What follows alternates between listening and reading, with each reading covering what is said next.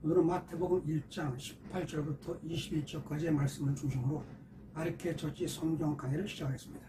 제가 읽고 시작하겠습니다. 예수 그리스도의 나심은 이러하니라.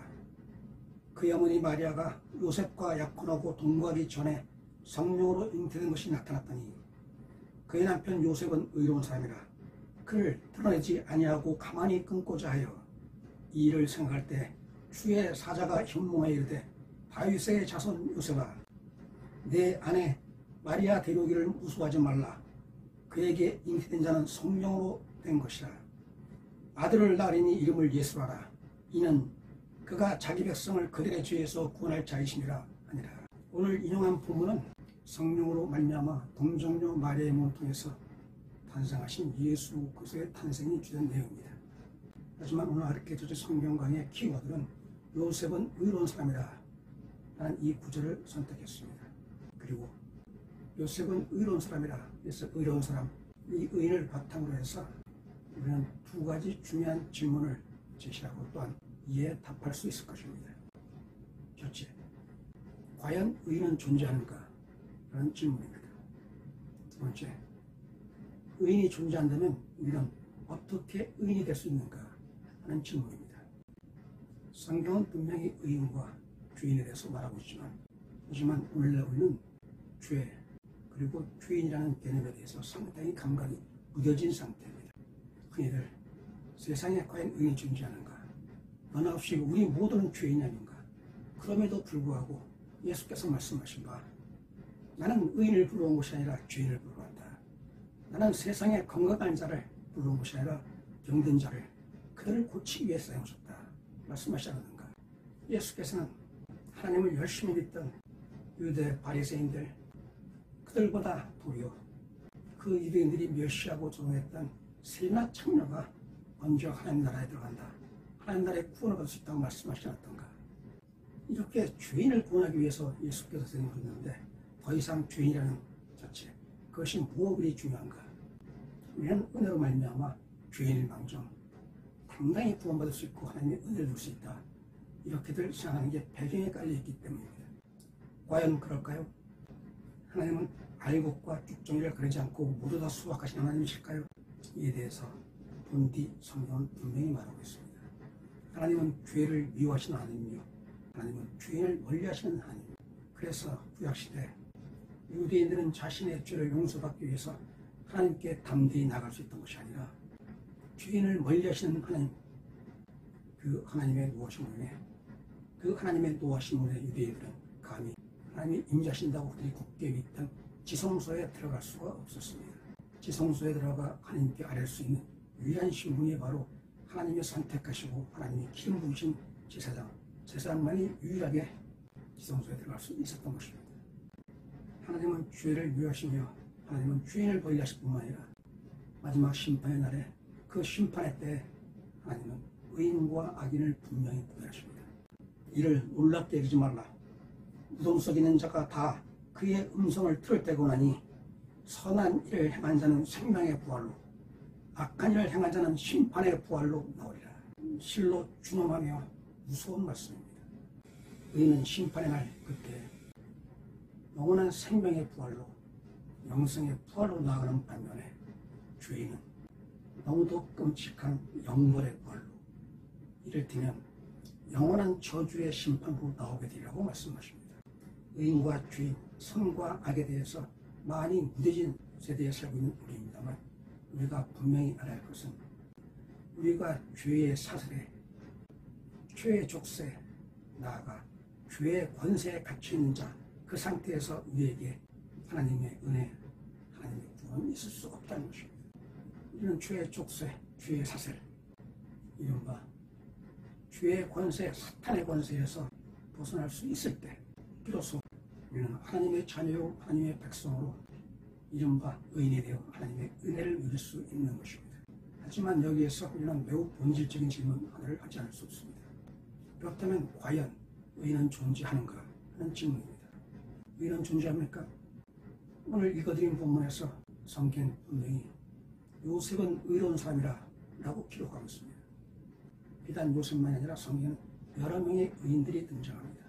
이렇게 성경에 분명히 의인으로 명시한 여러 인물들이 있는 반면에 우리가 잘 알고 있는 구절, 이와 완전히 대치되는 다른 구절이 있습니다. 그것이 바로 의인은 없나니 하나도 없다는 구절입니다. 이에 대해서 바울 사도는 로마서 3장에서 이렇게 기록하고 있습니다. 기록된 바 의인은 없나니 하나도 없으며 깨닫는 자도 없고 하나님을 찾는 자도 없고 다 치우쳐 함께 무익하게 되고 다 죄 아래 있다. 그렇다면 이렇게 요셉은 의로운 사람이라 나아가 여러 명의 의인들을 명시했던 구절들이 있는 반면에 의인은 없나니 하나도 없다는 두 문장은 분명히 상충되는 문장입니다. 여기에서 우리가 매우 주의해야 할 부분이 있습니다. 이렇게 서로 일치하지 않는 구절이 대립하고 있을 때 여러 사람들은 이렇게 말합니다. 이는 성경의 불일치다. 나아가 본문에서처럼 의인이 있다와 없다는 서로 양립할 수 없는 두 문장이 완전할 때 이는 모순이다. 따라서 성경의 불일치이며 성경의 모순, 이는 성경의 불완전성을 말하며 성경의 경전적 가치에 대한 불신과 의혹을 야기하기에 충분하다. 요컨대 성경은 결코 완전한 책일 수 없다. 이렇게 말하면서 성경의 가치 그리고 성경에 기록된 내용까지 그 진의 의미를 왜곡하거나 축소하거나 부정하는 이를테면 불신앙의 상태로까지 나아가게 되는 경우가 종종 있다는 사실입니다. 여러분은 어떻게 생각하십니까? 오늘 본문을 통해서 말씀드린 것처럼 즉 의인은 있다와 없다 서로 양립할 수 없는 두 문장이 있는 것처럼 성경에는 수많은 불일치와 나아가 모순이 존재합니까? 따라서 성경은 우리가 신뢰할 수 없는 그저 흥미로운 이야기책에 불과한 것입니까? 저는 이 부분에 대해서 매우 단호하게 말씀드립니다. 어떤 사람이 예수 그리스도를 부정하거나 예수 그리스도에 의심하는 경우, 또 어떤 사람이 성경을 부정하거나 성경의 말씀을 불신하는 경우, 그가 어떤 종교인일 수 있고 어떤 교인일 수 있겠지만 그는 분명히 기독교인 그리스도인은 아닙니다.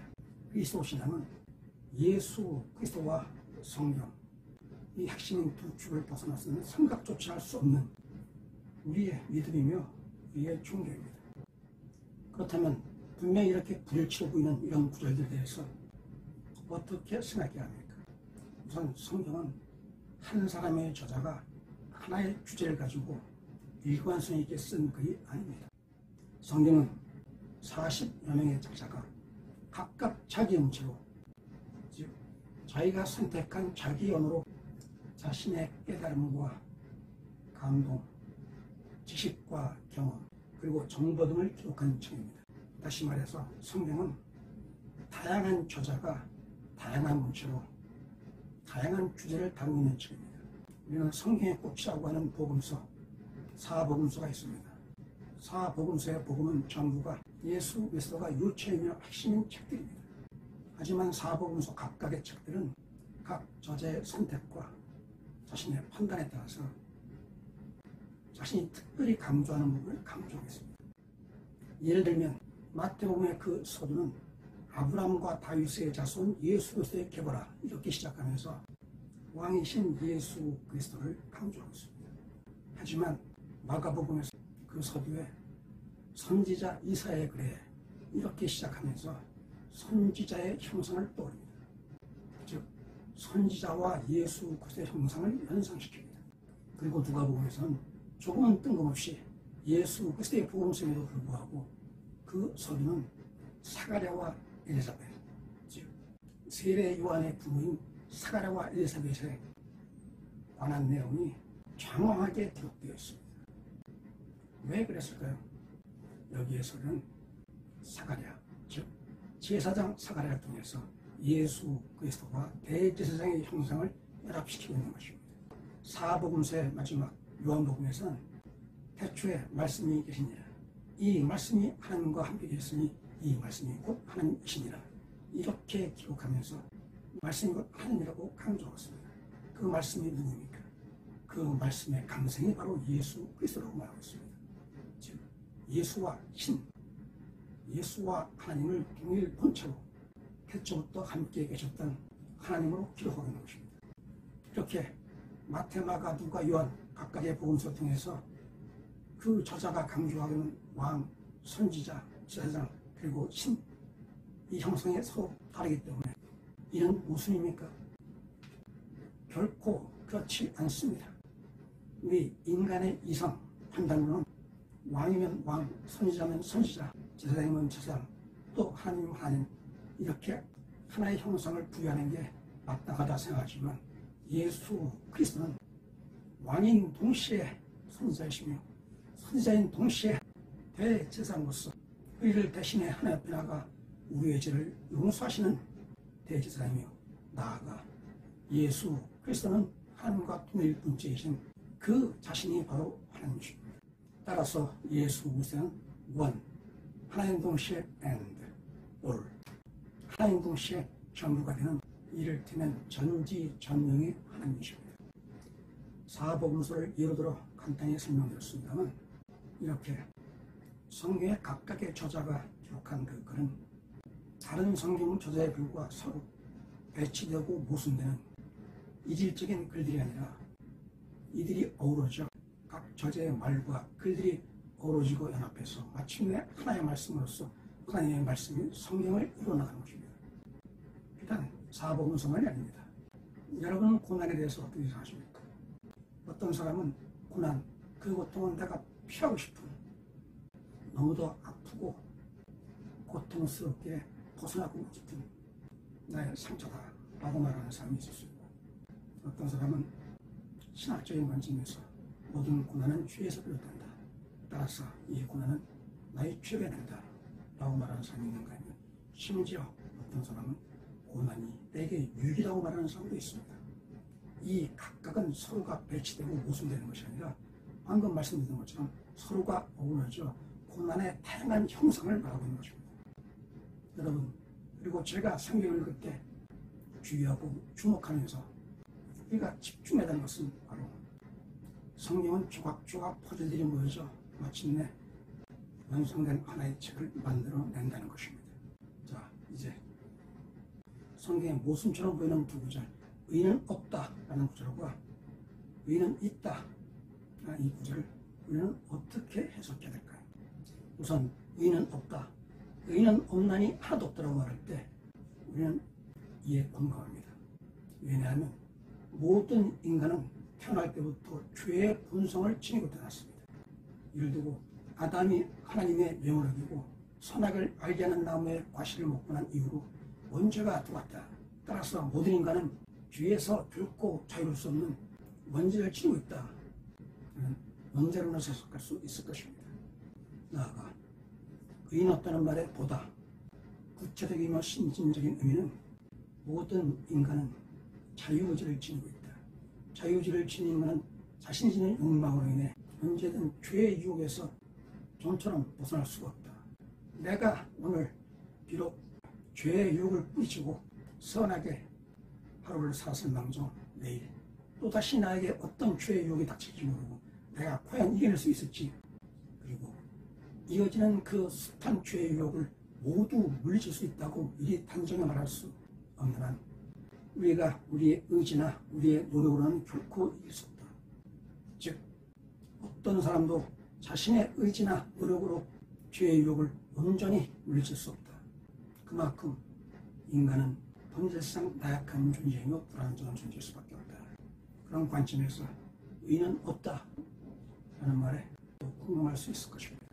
정리하면 의는 없다라는 이 말은 첫째, 죄의 본성을 지닌 인간에 대해서, 둘째, 인간은 본디 나약하며 불완전한 존재인데 이 인간이 자신의 노력과 의지로 그렇게 무섭게 몰아치는 죄의 유혹을 일일이 맞서 싸우며 일일이 이겨낼 수 없다. 따라서 우리는 의는 없다라고 이렇게 고백하는 것이 마땅하다. 이런 관점에서 해석하는 두 가지 갈로 해석할 수 있을 것입니다.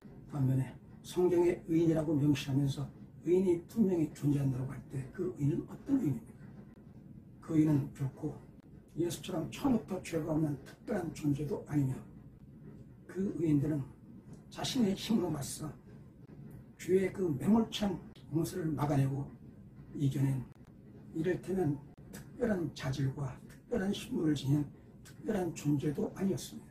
성경의 의인이라고 기록된 인물들, 나아가 오늘날 하나님의 자녀요 하나님의 백성으로서 의인이라고 말할 수 있는 사람들의 공통점은 하나, 하나님의 은혜, 하나님께 다가오는 자, 하나님께 나오는 자, 하나님께 돌아와 회개하는 자에게 주시는 하나님의 은혜로 말미암아 의롭다고 인정해 주시는 그 하나님의 사랑과 그 하나님의 공의로 인해서 우리에게 주어지는 이를테면 하나님 주시는 귀한 선물로서의 의인이 되는 것입니다.